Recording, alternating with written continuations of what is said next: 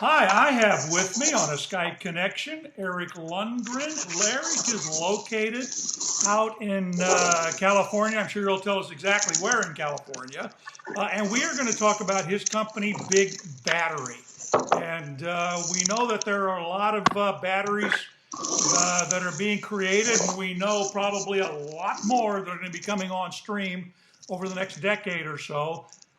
What happens, everybody asks, to all those batteries? Where do they go? What do they end up in landfills? Do they cause more of a pollution problem than dumping a lot of carbon dioxide in the air? All these things that skeptics and doubters and people asking legitimately, what's going to happen to all that technology? This guy might just have an answer to some of those problems with his company. So we want to find out about him, Big Battery, what his plans are, and where he sees this whole battery recycling, repurposing business going. Eric, welcome to EV World. Thank you, Mr. Moore. Thank you for having me. Just call me Bill. Okay, Bill. Thank you, Bill. Thank you for having me. You're very welcome. All right, well, look, your company is Big Battery Inc., started recently. So give us a elevator pitch on what you guys are about. Well, I've been doing recycling for 16 years. I believe in reciprocal economy. We're trying to figure out how to build cradle-to-cradle solutions using hybrid recycling. So it's all about reusing parts and components, generic parts and components, in anything that is broken, right? We live in a society that doesn't know how to repair things or doesn't do it anymore. Yep. And so the more that we're able to reuse for its utilitarian value, the more parts and components, the better off the world's going to be. If we can breathe second and third generation life cycles into the same parts and components to serve mankind, the better off the world's going to be. So that's the goal of Big Battery and the goal of my company prior, which is IT Asset Partners. At that company that I founded, we became the largest hybrid recycler in the United States, recycling 83 million pounds worth of all your consumer electronics every year. Under R2 certification, sponsored by the EPA. And then here at Big Battery in the last year, what I've set up is a solution for EV batteries when they hit their end of life. What do you do with EV batteries when they get in car accidents or when they're degraded to 70% and they're not really usable in a car anymore? Right. What do we do with them all? This is the future of waste, and we want to be on the forefront of that waste, finding the hybrid recycling solutions today so it doesn't become a problem tomorrow. Okay, that's understandable. What's your background? You look like you're a young man. I wouldn't guess you're 40 yet. So. Oh, you're being nice. Well, maybe this you must are. Not be an HD camera, I guess. Yeah, it's. So what was the catalyst for this? What got you interested in recycling in general, and then specifically focused on electric vehicle batteries? Well, I grew up in a small town called Linden, Washington, little tiny Dutch town, middle of nowhere, worked on a farm. And for a high school project, I ended up working with Habitat for Humanity to recycle all the electronics in my little town because we didn't have a solution. We were this little tiny ecosystem, and there was no electronic recycler. So I became that, and the city ended up aggregating all of their e-waste, and we were able to recycle it and pay for school buses. And then from there, we went on to work with Habitat for Humanity and raise money through our recycling efforts. And that brought companies like Coca-Cola to the table to work with us, as well as Cisco and American Airlines. At that point, I brought it down to Los Angeles, worked with the largest electronics recycler in Los Angeles at the time, EPC. We did hybrid recycling for them with American Airlines. Globally, when I was 19 years old, I was running that. 54,000 computers a year we were processing. Yeah. At 19, that was kind of a big deal to me. I thought that was at 19. So from there, I built this company called ECA Company, which I later sold to Waste Management. And that company spread to the Midwest, and we kind of worked with all of the laptops, routers, switches, hubs, consumer electronics, and parting out the IC chipsets and the NAND flash and the LCDs and the batteries. And I thought that we had all the solutions in the United States, but I kept seeing all of this product flowing to China. So at 19 years old, I decided to go to China. And I went back at 23 years old and lived in China for 5.5 years, and then India for 2, and Africa for 2, and just kind of following the e-waste epidemic and figuring out how the rest of the world was processing these waste streams. And I realized that they were doing something that we were not in the United States, which was hybrid recycling, reusing the parts and components rather than just crushing them all down to commodity value, which is the lowest common denominator of value. Right. If things are still working and we're still manufacturing them, why wouldn't we use what we already have, right? So it's that second step of recycling, right? Reduce, reuse, recycle. In America, we're great at reducing and recycling, but not reusing. And because of that, we were shipping the majority of our e-waste, which is the fastest growing toxic waste stream in the world, to China at the time. So I went to China, learned hybrid recycling, and after 5.5 years, brought it back to the United States and started IT Asset Partners. And this company went on to process 83 million pounds worth of e-waste every year and work with the largest Fortune 50 and 500 companies in the United States, processing all of their e-waste and providing a zero landfill policy. We really had to get innovative to figure out, how can we not waste our waste? How can we reuse our waste? That led me into this giant debacle with Microsoft, which I'm sure you're aware of, where I basically attempted to offer a freeware repair tool to help people repair what they rightfully own. And then after that whole debacle, now I built Big Battery. And the purpose of Big Battery is nothing more than to figure out, how can we reuse all of these cells and all of the modules and new applications? Because we have this dire need for batteries in the world, and we lack supply. And supply won't hit demand until 2042.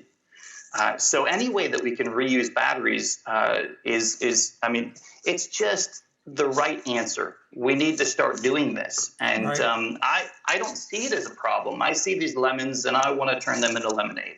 Right. So let's talk about those batteries specifically. What's the source? Is this, you just go around to salvage yards and collect batteries out of wrecked Nissan Leafs and repurpose those? Or, I mean, how does this stream of material find its way to you? No, I've bought $7 million worth of batteries in the last 11 months. Okay.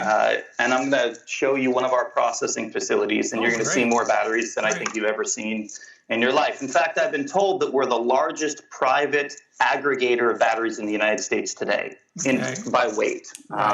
So what we're doing is we're working directly with the OEMs and directly with recyclers, bringing these batteries in. We're extracting the cells. Obviously, we're taking off the bus bars, lowering the voltage to 3.7 nominal so that we can actually touch them with our hands, right? Extracting the modules, KDEX testing the modules.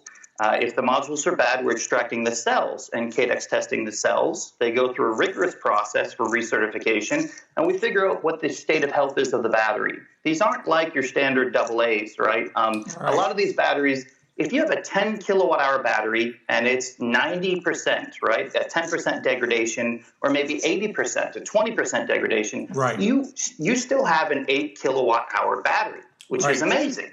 So to reuse those in new applications such as power storage, portable power, emergency power, solar power arrays, it just makes sense. These batteries can serve in life cycles for up to 7 to 10 years if used in that application. So it's all about finding the right application. Maybe the battery can't be put back in an electric vehicle, but it should be reused in a solar power array powering your house for the next 10 years. Right. Okay, cool. So does this process of recertification, is this just a lot of people sitting on an assembly line with voltage meters and testing them, or have you automated that at some point? We've automated that process. We're currently doing a load cycle test. So it's 3 loads where you charge and discharge the battery, and you figure out the ohms ratio, you figure out the amp hour, you figure out basically what is this battery, how can this battery be used? how can we grade this battery? How can we know the life cycle of the battery so that we know the correct application to put it in?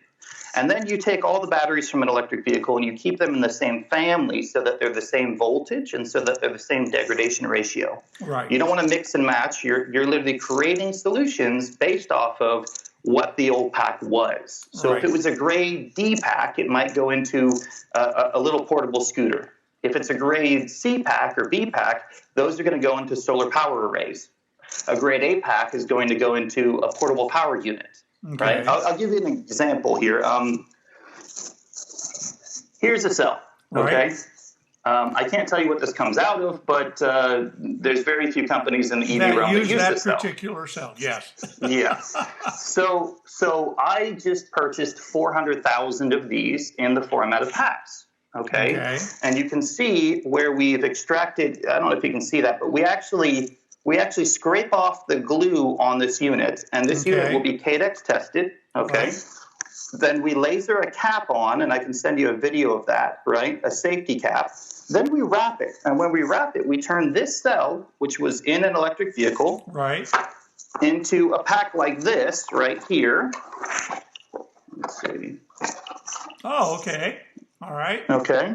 And then these cells, if you take a look at one of them, we sell these on our website at bigbattery.com, and they're for the DIY community. And you can see on there, they've been rewrapped and recapped. Yeah. And now you have a perfectly working cell. Now, this cell came out of a used battery, but when we actually tested these batteries, they were measured 99%. So this is a 99% good cell, 1% degradation. Right. Okay. 5,000 milliamp hour cell. Now, we take these cells and we build packs. Here's a pack of those cells. Okay. Yep.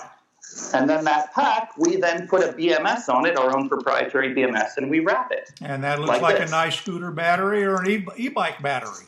Right. And then we take my plug here, and we plug it into a unit that we manufacture like this right here. Okay. So this is our battery power Evo unit. It's 180 watt hour, pumps out 450 watts continual.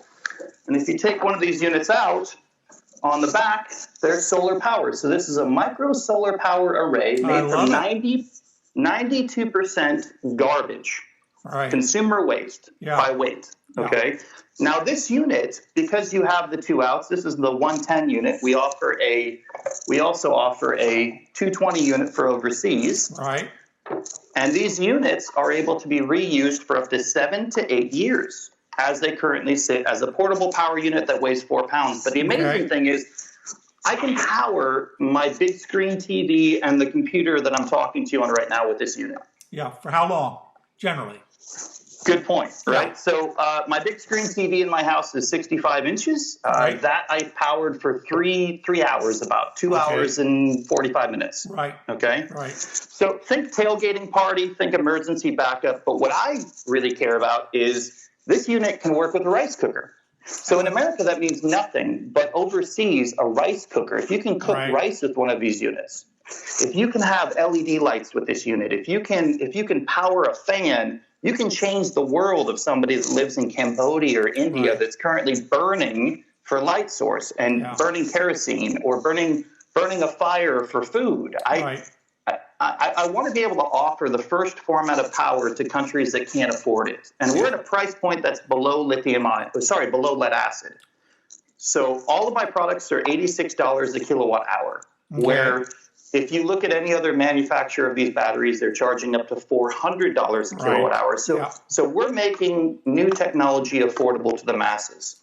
New battery technology. So the solar, how does the solar connect to that? Does that have a built-in charge controller, or do you have to have the charge controller? So this unit has a BMS, a thermal controller. It has the inverter, obviously. It has the built-in solar controller right there. Okay. And it has AC, so you can plug it directly into the wall. Right. So you can power it from your wall, or you can power it from your solar panel. Okay. And typically, what type panel would you use? I'm asking because I'm interested. I have a couple of solar panels I'd like to use. So. Yeah. So basically, it can use a 60-watt panel. That's all you need for this unit. We actually I've got sell two the. 50s. Okay, well, you can use that. You can plug. I'll send you one. You can plug this directly in, Right. and have yourself a portable power backup emergency. If you want to go camping, if you want to go tailgating party, whatever it is. This unit in America sells for $129. Okay. But if I had to build the battery pack alone, it would have cost me $80. Yeah. But I don't have to build the battery pack because we already have one. The batteries, yeah. The world already has. So we're building 74,000 of these right now. Wow. Yeah, that's just one of our products. Now, is that being done here in this country? I know you said you had facilities in Singapore and China. That's correct. Singapore, China, the United States, Chatsworth, California, built in America. Oh, okay. Cool. Yep. Yeah, and it's 90% by weight recycled material. 3 pounds out of this unit right here, it's a 4-pound unit. Right. And what we love to do is on our packaging, we put the weight that is actually recycled. You can see all the different uses of the product. Right. Right. And how you can charge it and what you can charge and how long it charges for. Cool. So something like that. For every unit that I sell here in the United States, we try to sell 2 units overseas. I want to get to the point where we can offer this with a solar panel for $99.